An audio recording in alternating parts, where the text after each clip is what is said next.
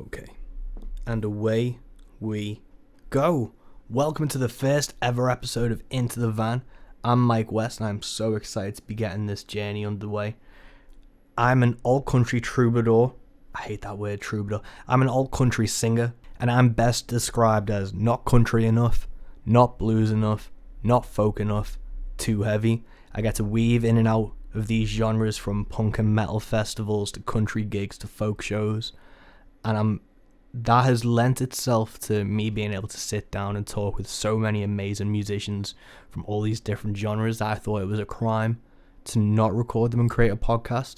But outside of musicians, I'm going to be sitting down with poets, comedians, artists, writers, and anyone who's driven and passionate about what they do. So that can be people who set up independent businesses, people who go from different careers, and it's just a way to be inspired. That's what I want this podcast to be. I want you to be able to take away the passion and interest in topics and things that we talk about that help them get started, and you can apply it to yourselves. That's what I'd love to see. And I'm going to take things away from this as well, because I love, the more I can talk to passionate people, the more passionate I get, and it can lead to anything you want to do. Part of the reason I did this podcast was talking to other people, and a lot of people say, I want to start a podcast. Do it. There's nothing stopping anyone now in this day and age from doing what they want to do in a creative field, as long as you can carve the time out. It's yours, basically. With this podcast, it is called Into the Van because it is recorded out the back of my Mazda Bongo. I've got a little camper van I tour UK and Europe with, and it's super comfy, it's super intimate, and it's a great place to record a podcast. And I wanted to record somewhere outside and a bit different, because you can hear the rain, you can hear the weather, you can hear the wind, you can hear the traffic driving past, you can hear police sirens normally when you're recording around my neck of the woods. And it gives it a weight and a real world feel to it that I wanted. So it's not in a studio, it's not in a house, it's literally out the back of my van, and I think it pays off immeasurably. And I really hope you enjoy it. This is a completely new venture for me. I'm pulling in a lot of favors to get artists and people onto this, and people I've always respected and I've always talked with, but I've never sat down and recorded anything before. And this is a great memento for me to sit down with these people I know and respect and have a conversation and a chat and see where it goes, and ask them the questions that I've always wanted to, from songwriting processes to booking tours to working with labels to making festivals. And I've also been sitting down with venues and promoters. So if you're a creative person, you want to know how this industry works, I'm definitely going to be diving into that as well. I'm so excited to be doing this. It's going to be such a fun thing to do, and the first guest is a fucking doozy. I'm so excited to be getting this done. But let's get the boring stuff out the way. Well, not the boring stuff, the necessary stuff. Who this podcast is brought to you by, and it's not Squarespace, it's not any major promoters or sponsors or anything like that. This episode today is brought to you by me, Mike West. I am an independent musician, and I am bringing out a brand new record called The Next Life. I've been working on this record for 2 years. I'm so excited to get it out there, and pre-orders opened on March 20th. This episode's coming out March 24th, so pre-orders are now open for my record. I'm going to drop some music so you can listen to it and see what you guys think before you go ahead and make a decision. Hopefully you'll dig it. But yeah, this is what I'm doing as an extra thing to the music, because I love just everything creative, and I just want to be able to do more and see more and talk to more people and create things that people will enjoy. And that's the main thing musicians and artists do, is want to create something that people will enjoy. So the Next Life record is out for pre-order. I don't know when it's going to be physically released, as the pre-orders will help pay for the physical production and mastering of the thing. But I'm going to drop some music now for you to listen to.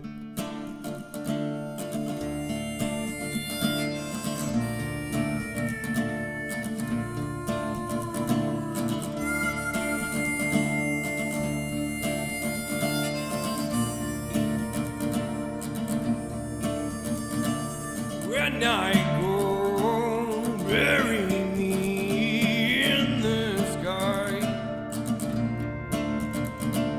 When I go, take 2 pennies for my eyes. In my dead socket, I don't need no grave.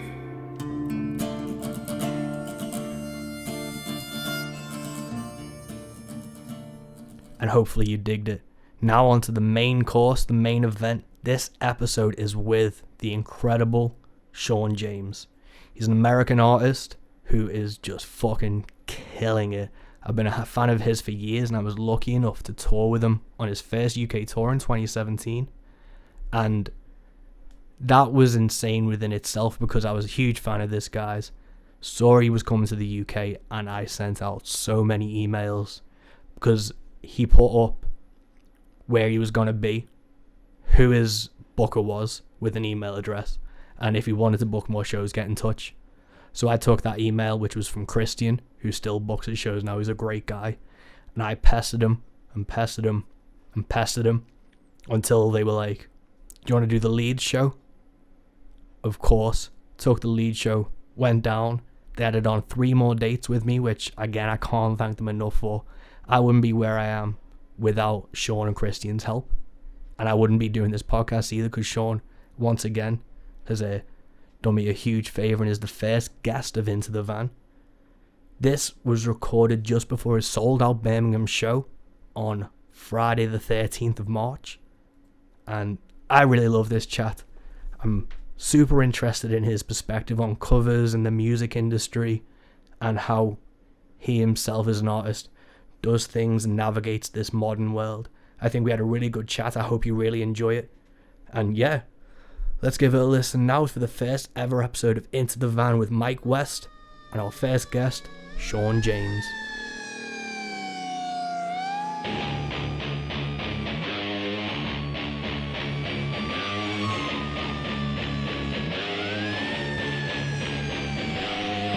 Welcome to Into the Van with me, Mike West. Go! Good to go, get comfy. I don't know how long I've got you for before. I mean, I'd say about 30 minutes or so. Yeah, I mean, whatever's comfy. Yeah. You know. Cool. We just gotta get dinner and all that, but doors aren't until 7:30, so it's easy enough. So how's the tour been going so it's far? solid, man. Yeah. I can't complain about nothing, honestly. Because this show's sold out, isn't it? This one is, yeah. Last time we were in Birmingham, I think we had 60 people. Yeah, because I remember in 2017 it was the Hammer and Anvil. And it That's was like right. Yeah. The Iron Maiden theme. Yeah, 30 to 50 people there. Yeah. So it just makes me so happy to see like you sell out a Birmingham show Yeah. 3 years later. It's such a You know, we've been fortunate enough to have it. It's a slow grow, but it is growing, so it gives you hope, you know. Yeah, that's the thing, man. I was talking to him. I feel so bad. Last time I saw Christian was at the Amigo show in Stoke. Right. I was fucking so sick. Really? That day, man. Like, I don't know what happened. Finished work and stuff, drove up on a half day, and I just wasn't feeling good on the motorway there. Pulled up and threw up. As soon as he saw you? No, like, as soon as I pulled up to the venue before he showed up, it was that bad. I had to reverse back to get out the car. Holy shit. So I was just shaking for the entire. So I haven't like been able to see Christian properly and stuff. Yeah. But yeah, he said he saw you over in Bridgestone, right? Yeah. Or it was the Cobblestones, underground. Bridgewater. Yeah. That's right. But we were talking about musicians, and it seems that I've been trying to work this thought in my head where musicians age like dogs, where the amount of time you put into it is actually more. Mm-hmm. So it's like how dogs age like every 7 years. It's musicians. It's not until you really get to your 7th, 8th year that you kind of find your footing. Mm-hmm. And it's a really weird like thing, I think, because a lot of people will grind out for a year or two and then they get tired of it. But it's really like 5, It's a long 6. game, man. Yeah. You know, because I mean, for me with the Last of Us thing, that happened in the end of 2016, almost 2017, and by that point I had been touring since 2013, so about 4 years. And then that kind of, I feel like, cut the time in half. Yeah. Because it exposed me on a major way, and then it just helped to get there. But yeah, I think a lot of musicians don't realize, or they have this mentality that kind of like The Voice or American Idol, where they want to get rich quick or, you know, get famous quick. But you're kind of missing out on a lot of the adventure. You know, definitely. It's shitty sometimes, but it's also the way it is. Yeah, man. Because you know what I'm saying. Yeah, I've been doing this 4 years this September, and I know I'm halfway to where it'll be, where I'll start to notice anything. Really, it's just a complete utter grind. Yeah, it really is, and you know, I think I no, I wouldn't say I burned myself out, but I went really hard for the first few years to the point where I was just tired all the time, and I think it's finding that healthy balance in between everything. But, a lot of times it's hard because I had to work a regular job while doing that, trying to find something to where I could take off time, So it is a grind in a way. How far into it was it when you did start doing music full time? When you quit like an actual job or a real job? I'd say, it was when I discovered that I could busk and make money. So I was writing some of the tunes in 2010, 11, but I didn't release the first album until 2012. And it was in 2013 that I quit everything. So about a year. Yeah. But it was really because I discovered that I could busk. And Where were you? I was in Fayetteville, Arkansas. Yeah. And it was there that, like, there was, we lived downtown. It was really cheap cost of rent, too. And college town. So it seemed center of the U.S. It seemed a smart move to base myself there at the time. Plus, I had a bunch of friends. Yeah. But yeah, it was really when I discovered I was working 40 hours a week before, unloading semi trucks from 4 a.m.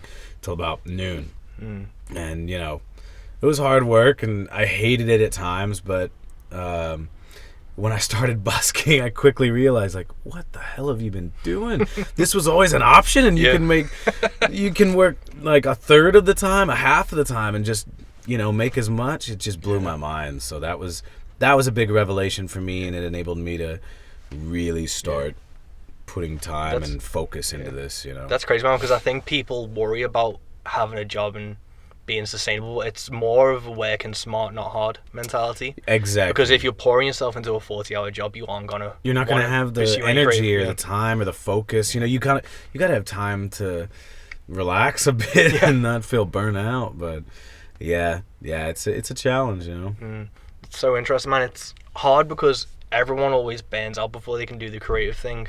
But if they just took a step back and realized they could probably drop a day, or like half a day, and then put that into it. Yeah, see, that's what I like with this touring that we've been doing. I used to tour every day, a 45-day tour, 45 shows. But now we're getting to a point where I've realized, I'm healthier.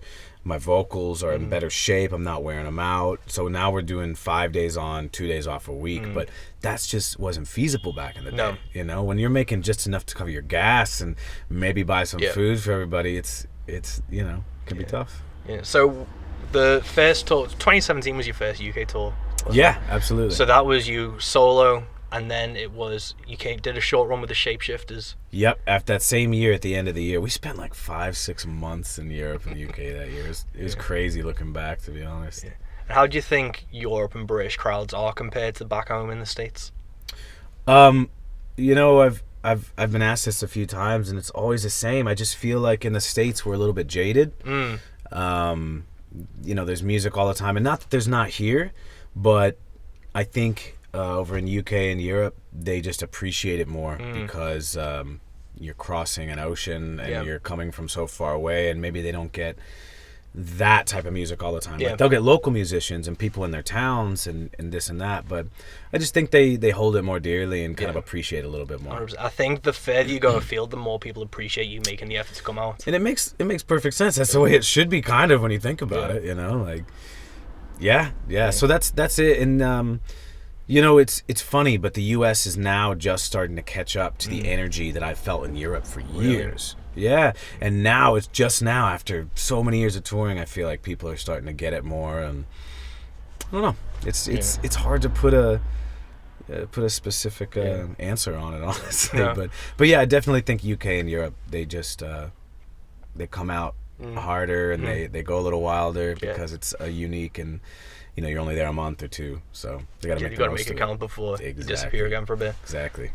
So the solo, you're a trio on this tour, are you? This tour we're a trio, yeah. How, because you've done a full band as well last year. What do you like? What's been your thinking or reasoning behind doing the different? Setups? It's a lot of times I use what I have, and sometimes life happens, and you might lose a person because their job just won't do it. Or they have a baby. That happened once. So life happens, and I would love to have a 5, 6, 7-piece band with backup singers and horns and all this stuff, but the reality of it is the expense. Yeah. So that's kind of, it's finding this balance and this middle ground between the expense of it and then trying to fill out the sound as much as you can within your means.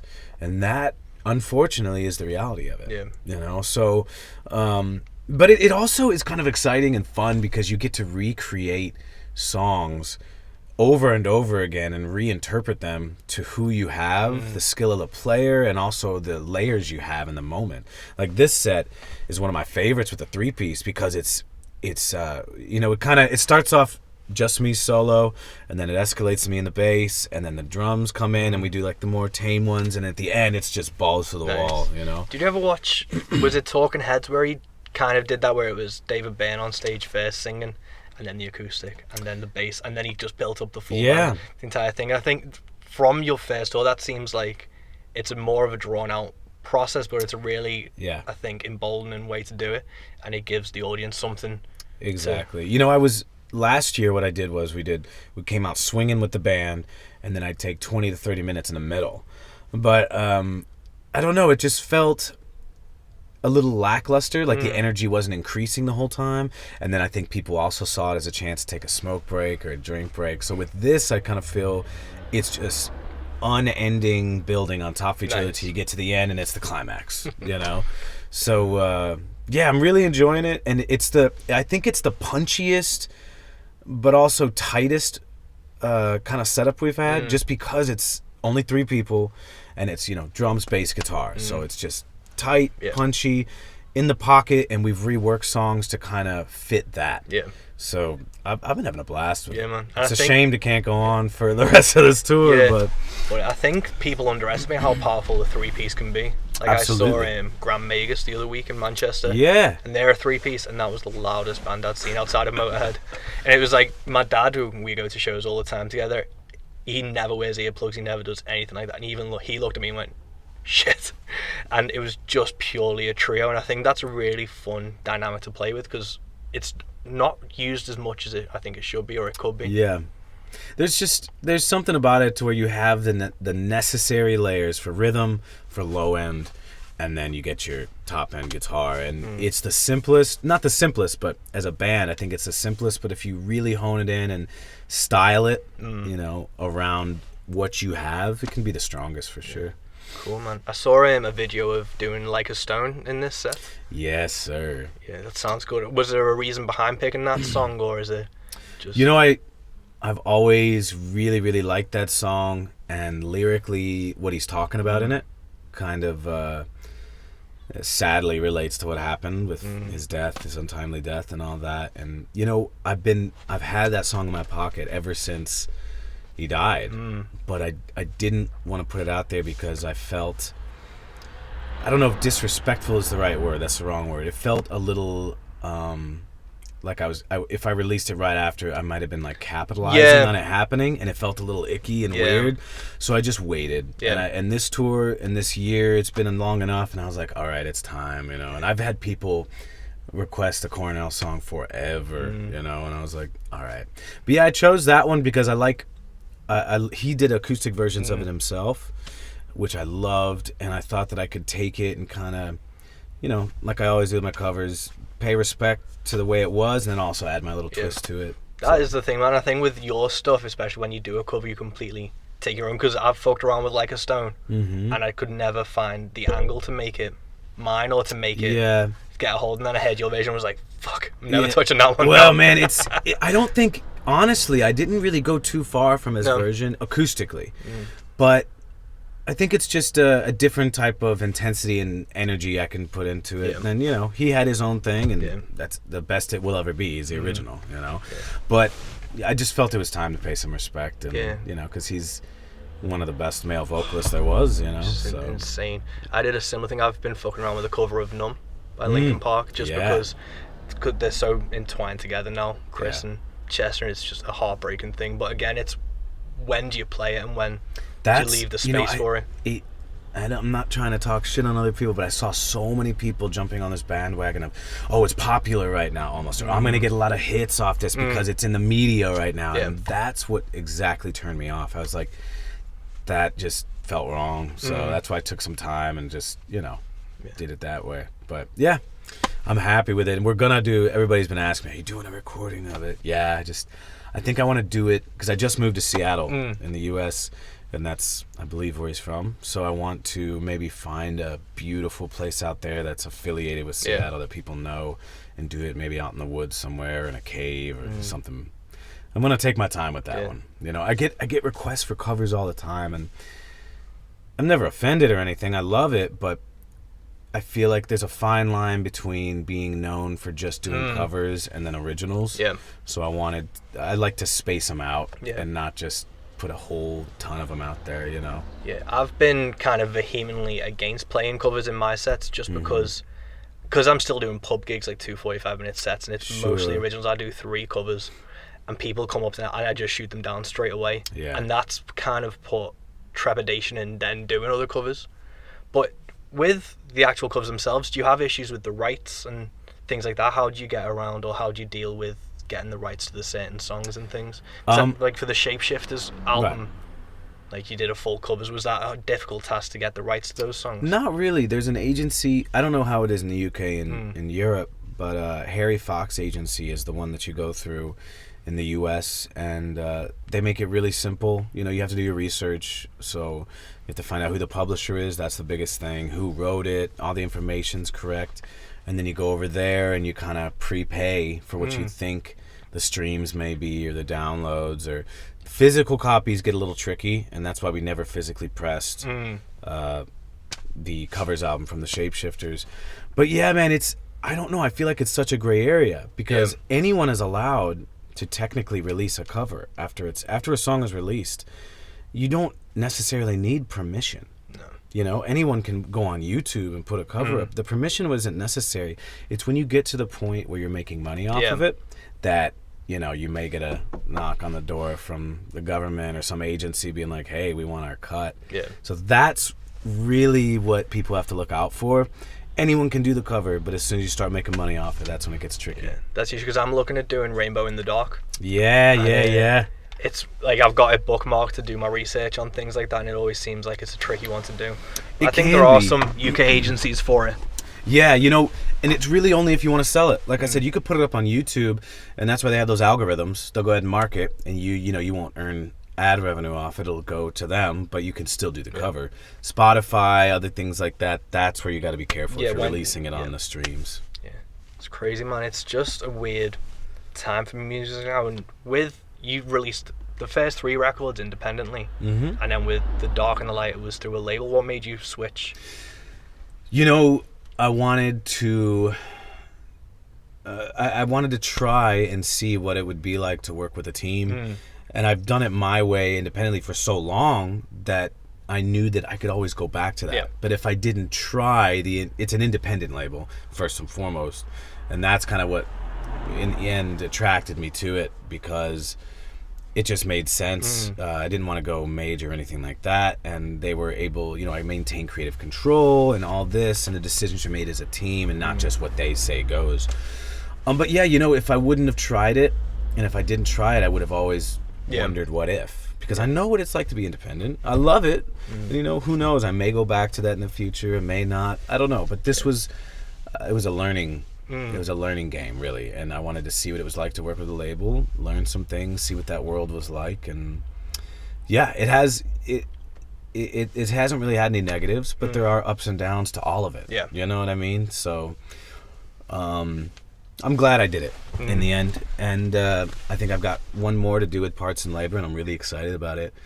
But I don't know what's gonna happen after that. Kind of playing it by ear. It's kind of how it's always been. So, I think that is when you find someone that's a good fit, because I know there's a lot of things that I've seen in the UK that are just taking advantage of people, and they call themselves a label. Yeah. Like I saw a thing the other day where they were trying to releasing an album at the same time as they're doing graphic design, and the graphic design demos they put up were literally just, Canva, the website? What is it? Canva. It's just I don't know. It's just a little, you can do it through like Instagram posts. It's like a mini marketing thing, so it's got a ton of different stuff. And I literally looked at the stuff they'd made. I made it in 5 minutes in Canva.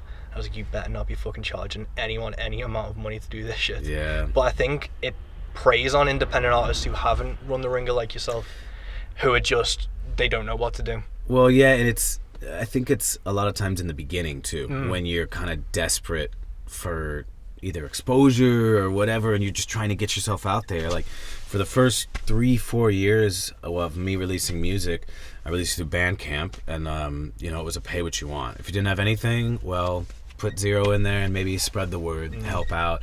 So I understand that aspect, but you got to know the line of where to, if your work is actually being appreciated, and you have to know your own value and when to... your own value is exactly it. There you go. Yeah, man.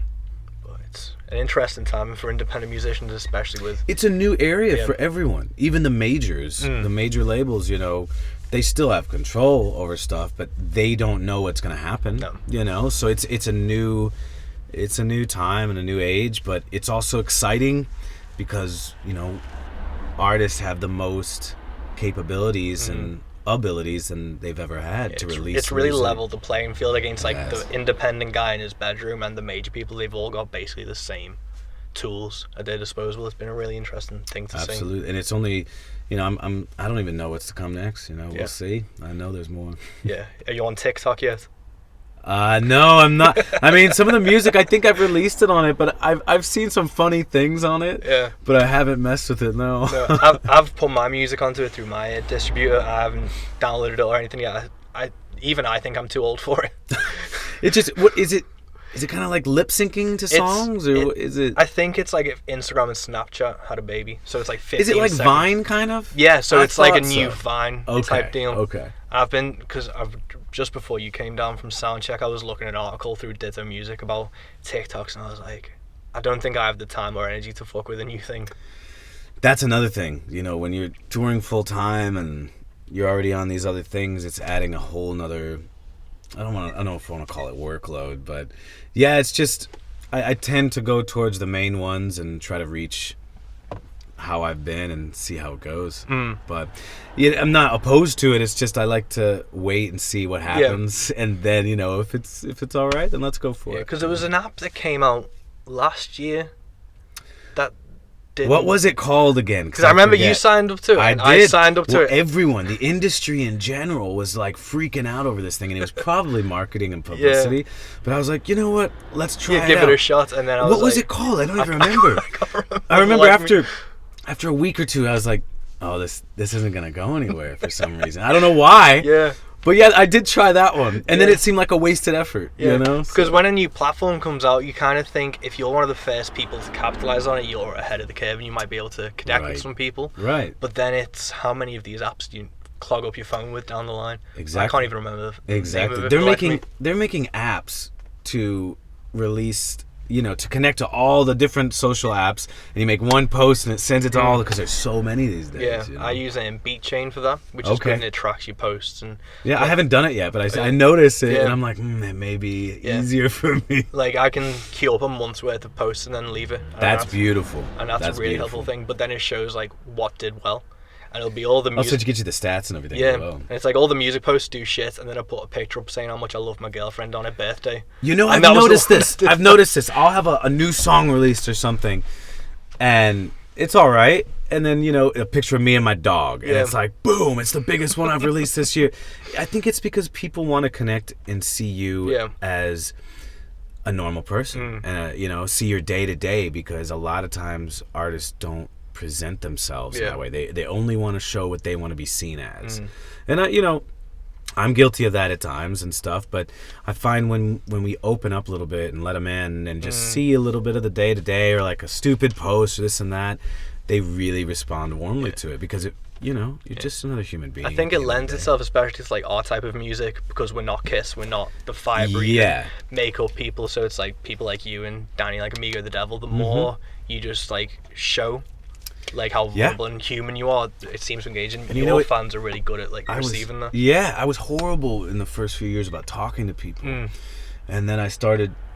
The more I did it, the better it got, and I noticed the energy of the shows got better because I was relating to them more. It wasn't that the music was any worse or better; it was just the fact that I was connecting to them on a human level and just speaking directly to them. And ever since, I've never stopped doing it, because it's something that just feeds the shows and makes you more genuine than just, getting up there, play the song and be done. Yeah, definitely. I think like the middle part of speaking and stuff's really important. I've been gauged my way behind it because I'm like sarcastic as a person anyway. Yeah. So I try and put that through, but it's also after seeing you and Me the Devil and things, it's trying to give a bit more. So on the last few shows I've been a bit more honest, and the response has already been noticeable. It's been really weird. Yeah. And it's so uncomfortable at first. It's like the most uncomfortable thing, and I felt awkward and just weird. And am I phrasing these things right? Am I looking like an idiot? I'd hear recordings of it back, and I'd be like, oh, I hate it. But it's undeniable what you feel when you're on the stage, when you get that connection. And there's no replacing it. I don't care how good you are or whatever. Like, relating on that basic human level and just connecting is the biggest thing. Will make the show 10 times better. Yeah, man. It's a crazy thing that you don't really take for value, that people just want to connect with you, which sounds like you wouldn't not know that as a musician, because that's what you do at a base level, is connect with people through music. But they want to connect to you and your music. It's a really weird. They don't want. Well, what I've noticed, they don't want an image or a front when you're on the stage. Like a lot of people, I may dress up and wear a suit on the stage, you know what I mean? But that doesn't take away from the connection and being real, and it's a huge thing. One of my pet peeves is, I guess, every musician is different, but one of my pet peeves personally is when you can tell the person is staging a persona on stage, and when they get off, it's like they're a whole nother being. I'm like, oh, that's essentially fake. And not talking shit. It's just personally, I kind of get a bad taste in my mouth when I see that. Yeah, especially for like the younger acts, and I think it's done partly through being scared or nervous about it. That too, yeah. And they just, I get it. It's scary. It's weird, but exposing yourself to it and doing it is the only thing that's going to make it more comfy, and you'll get better at it. You learn how to talk to people better, how to make them laugh, or it's glorious once you get used to it and you find yourself able to enjoy what you once hated about performance, So like when are you going to be releasing? I know you're doing like a Stone new record coming for Parts and Labor. Is there that in the pipeline, or is there I'm writing it right now. I've been touring so much that, when I get off the road, I don't want to focus on music. It's like you just kind of want to balance back out, enjoy family, and I don't know. It's I wouldn't say I'm struggling with it, but I'm still finding that fine line and balance between, devoting all of my time to music, because I find that the less time I devote to it and the more time I give myself to just be, the better the songs come. Well, you get to recharge, and exactly. So I have an EP coming out that I believe will be sometime around the end of May. There's a new song on there and a remade older one with Parts and Labor, because we just felt that it was time to really give this recording its due diligence with the quality, because back in the day I was recording in my bedroom, with one mic, and it's amazing. You capture a certain energy through that. But at the same time, so that's coming out, I think, at the end of May. And then, I'll be releasing videos and covers and stuff kind of as I feel fit as we go. My wife is getting better at videography and all that stuff. So now I have this inclusive thing to where if we feel inspired, let's just do it. Which is beautiful. Before I had to hire or just arrange something and be super prepped for it, but now it's kind of in the moment. So that's also fun. That's the nice thing, man, because I've got Sony Vegas on my computer, and I just literally use my phone and take like 4 different videos of different angles and edit it together for a night. That's the other thing. Technology is making it easier and easier to pull these things off that you could not back in the day without a professional in their field. It's beautiful. Cool, man. And moving up to Seattle, what was the reason behind that? Just to get away and I've always been attracted to that area with the natural beauty, and because that's the Pacific Northwest. So it's a lot like Scotland and England and the UK. Like, it's rainy a lot. It's very cloudy. It's a lot of people call it depressing, but I find it beautiful. I find it romantic in a way, and I find it inspirational. So we've always kind of known that we would end up there someday, and always wanted it, but I don't know. I was living in LA, And I've had a great time in LA, but I hated the day-to-day existence of LA. Just to get anywhere, to do this, to do that, it took forever, you know. I love the nightlife and all the shows and all the activities and the opportunities. But just to go to the grocery store was a hassle. To go, you know what I mean? And little stuff like that. So we kind of got burnt out on it pretty quick. I was there about a year and a half.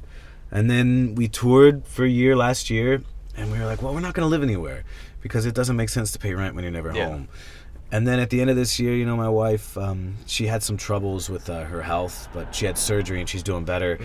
So we kind of came to the conclusion that, okay, we need a home base, you know, just to kind of, I hadn't lived anywhere before LA for like 2 or 3 years. So we had that adventure and that thing, and now we kind of craved the nest. Nice, man. So we just, honestly, it was on a whim. After that last tour, I was like, you want to move here? Like, let's just. So I had storage units in LA, Arkansas, and Chicago, and we after the tour in Seattle. The last date was in Seattle. I drove all the way to LA, all the way to Arkansas, back to Chicago, and then looped all the way back around to Seattle. I was like, this was the worst way we could have done this, but it was an adventure. Yeah, I always get excited just because I'm a huge, like, obviously, like, Seattle's like grunge and things. Yeah. But Mount Rainier's near there. It's gorgeous, man. That's the thing I love about it.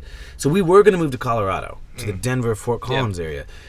But when I thought about it, you're not actually in the mountains. You have to do a day trip to get there and then come back. Versus someplace like Seattle, what I loved about it is even in the middle of the city, you're surrounded. You could see the bay, you can see the mountains in the distance. So it's extremely inspirational for me. So I love it. Yeah, and that's where Harry and the Hendersons' Bigfoot was found as well. Back in the day, Holy shit! I haven't thought about that in forever. Harry and the Hendersons. Yeah, I used to watch whenever I see Mount Rainier, I'm like, that's where Harry's from. That's hilarious, man. I have not thought about that in a minute. Yeah, but I don't want to keep you too much. We're getting up to the half-hour mark. All good, man. If you got another few, it's all good. Yeah, it's good, man. Well, this is part of what I wanted to do with the podcast is because the UK gig scene's a bit weird. I wanted to still create content, and I'm lucky enough to know amazing people like yourself where... Yeah. You know, one of the things I regret about touring with you in 2017, I didn't take any pictures together or anything like that. We didn't? No. So I was like... I don't even remember. I mean, I don't remember the picture side, but that does suck because then you lose the... Yeah. I think I've got footage. One blurry picture of us outside Newcastle. No, that's it? And then there's a few blurry ones from the back of, like, Leeds, and that's really it. What so a bummer, because we had such a good time at the end. Yeah, it was so fun, and that's why I wanted to do this. So if people that I obviously know and respect, I get to sit down, we've got this like hour long or whatever talk to kind of look back on as a little memento as well, and I get to do it with my friends. And I love it, man. You know, I thought about doing something similar to this, and I love your setup in the van. But I thought about doing this on drives. Yeah. You know, after a gig and then talking about the gig before or meeting someone local because you're right. You know, a lot of times as musicians, you know, you do the time, you travel, you get to the gig, you set up, you check into the hotel, you come back, and then it's game on. And then you just repeat, rinse. And then you feel like you're almost missing out on experiencing the culture of the place. You meet the people, which is a huge culture of the place. But a lot of times I feel like, well, you know, people are like, oh, you got to go here and do that. How was it? And I'm like, well, the venue was cool, and the hotel was rad, and the views were cool, but I don't really know. I couldn't tell you what bars are the best or what restaurants are awesome. Yeah, unless it was a service station, I can't tell you what it was. Exactly. Yeah. So I think this is a step in the right direction, man. Oh, if you did a podcast driving from like gigs and stuff, I was thinking about it in the van, just driving, talking with everybody. I'm debating it. Yeah, this whole setup was less than 80 quid. So that's the other beauty of it. Technology's making it easier and easier. Yeah, technology is just we just do headsets. Yeah. Look like Britney Spears and sync in there. So with coronavirus crippling the music industry, you've got 2 dates left. I do, and we just found out this morning. It's a big bummer, and you know, I think people have found out through their local authorities telling them, but I'm kind of waiting to release it because we are rescheduling, and I don't want to create this upset of but you know, because we're coming back in the fall, so we're gonna reschedule it. So I'm giving them the weekend to get it all sorted, and I'm gonna announce probably Monday or something. But it's a bummer. Yeah, man, because I know Moonshine Wagon, and they're playing with you guys in Spain, and that would be such. I might try and make the trip to Spain if you're doing that in the fall. Spain, honestly, Spain and the Spanish folks are some of the most intense, fun shows that we have. Just this whole thing is a bummer, this was supposed to be a 7-week tour-ish, and it's 2, and of course I feel for the people coming down with symptoms, and for health and safety reasons, I understand and I agree, but it still sucks. Yeah, it can still suck. I mean, because I know I've got a friend who's a biomedical scientist in Liverpool. He works in the labs, and the second it hit the media a few weeks ago, he started wearing the mask and the gloves, and everyone's kind of been like, oh, should we take it seriously? And he said it to me, and I've been passing it on to people who try and not take it seriously. Mm-hmm. He said, you can either look like a dick and take it seriously, wear the mask, wear the gloves, wash your hands and stuff, or you can not take it seriously and kill your nan. Which is a really dramatic way to put it, but it's real. That's the 100% reality of it. And also people with, I have a friend in Seattle who's taken this medicine that's necessary for him to live, but it's lowered his immune system to nothing. Yeah. And if he catches it, there's almost a 0% chance of him living. Yeah. And when I heard he made a post the other day, and it kind of shook me because I hadn't thought of it like that, and I was like, woof, yeah. So I get it, and I'm not. I mean, I wouldn't say I'm upset. I understand. It's just a bummer. Yeah, that's all I gotta say. It's a bummer that it exists. It's a bummer that's happening to people. It's a bummer for the music industry. It's a bummer all around. Yeah, it's hard because you can't direct it to anyone. Yeah, you can't. And it's just a really shit situation. It is. Boy, it's just. But at least I see it now. After kind of thinking about it, we kind of had our upset moments in the van today, and kind of got out all the frustrations, but. Now when looking at it, I just see it as a delay. Yeah. Because the stuff is still happening. We're still going to do it. It's just putting a little bit of a gap and extending a tour in the fall. So it is what it is. We'll recover. Financially, it sucks right now. But again, it's just a pause. Yeah. So luckily, the thing that I feel for the musicians that aren't so far along, that maybe put so much effort and money and publicity into something that may have like an album release tour or something.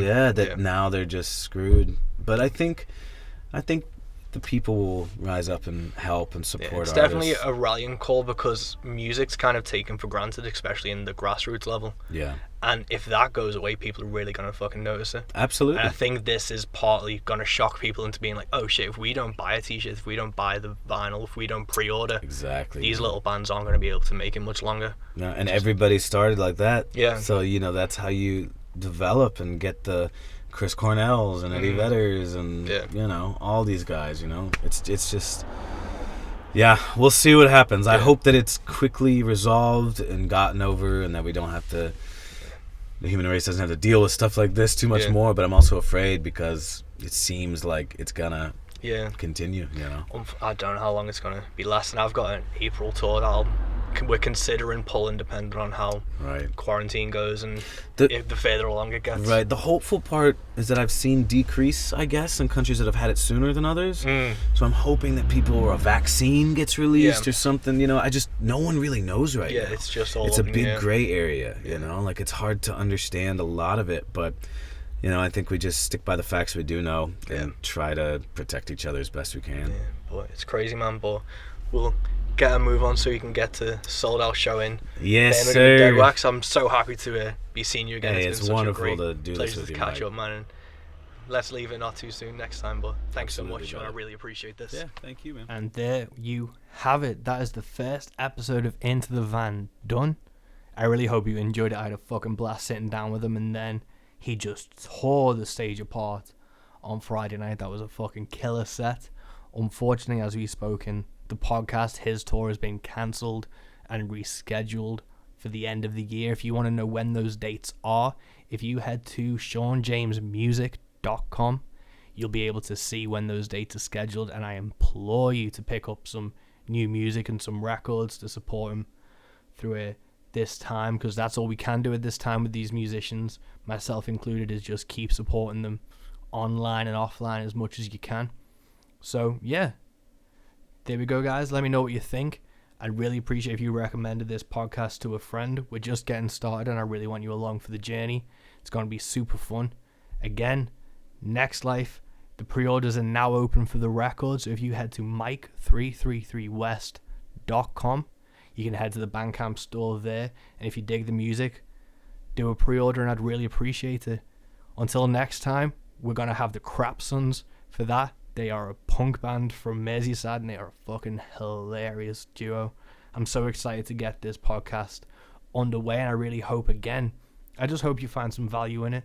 So have another listen, share it with a friend, and until next time, guys, stay heavy.